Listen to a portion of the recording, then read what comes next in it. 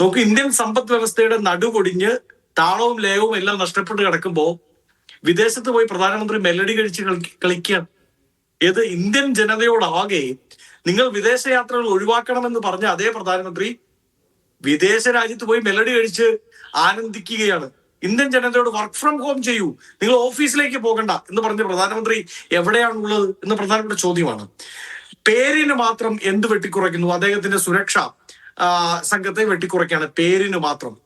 രണ്ട്, എല്ലാ രാജ്യങ്ങളും നേരിട്ടും അല്ലാതെയും ഈ വിഷയവുമായി ബന്ധപ്പെട്ട് വാദിക്കുന്ന ലോകരാജ്യങ്ങളാകെ വലിയ രീതിയിൽ ഒരു അടിയന്തര മീറ്റിങ്ങുകൾ വിളിച്ച് അവരുടെ നയതന്ത്രങ്ങളുമായി മുമ്പോട്ട് പോവുകയാണ്.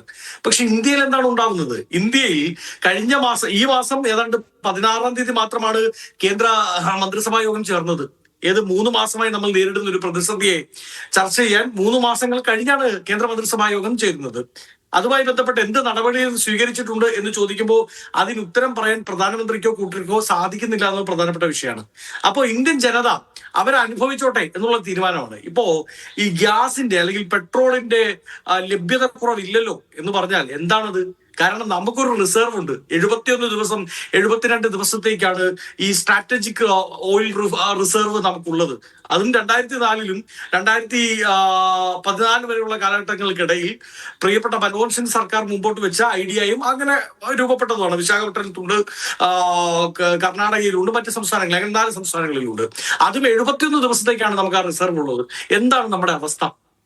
ഇന്ത്യയിലെ ആകെ ജനതയോട് ഉത്തരവാദിത്തപ്പെട്ട ഒരു പ്രധാനമന്ത്രി അതിന്റെ ഉത്തരം പറയേണ്ടതിന് പകരം എവിടെ പോയി ഒളിച്ചിരിക്കുകയാണ്? വിദേശ രാജ്യത്ത് സന്ദർശനം നടത്തുന്നതിന് നമുക്ക് പ്രശ്നമില്ല. ഇപ്പൊ ഇറ്റലി അദ്ദേഹം പോവോ, ഇറ്റലിയിലെ പ്രധാനമന്ത്രിയുമായി അദ്ദേഹത്തിന് സൗഹൃദമുള്ളതിലൊന്നും നമുക്ക് പ്രശ്നമില്ലതേ.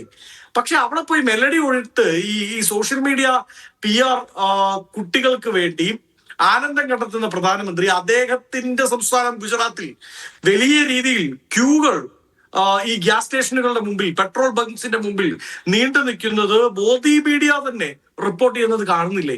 എന്താ അതിന് ഉത്തരം പറയാത്തത്? അപ്പൊ BJP അതിന് ഉത്തരം പറയണം. കാളവണ്ടി ഉന്തിക്കൊണ്ട് നടന്നവർ 2014 മുമ്പ് UP ഭരിക്കുമ്പോ, കോൺഗ്രസ് ഭരിക്കുമ്പോ ഞങ്ങൾ കാളവണ്ടി ഉന്തുകയാണ്, എന്തിനാ 50 രൂപയാക്കണം പെട്രോളിന് എന്ന് പറഞ്ഞുകൊണ്ട് നടന്നവർ ഇന്ന് 110.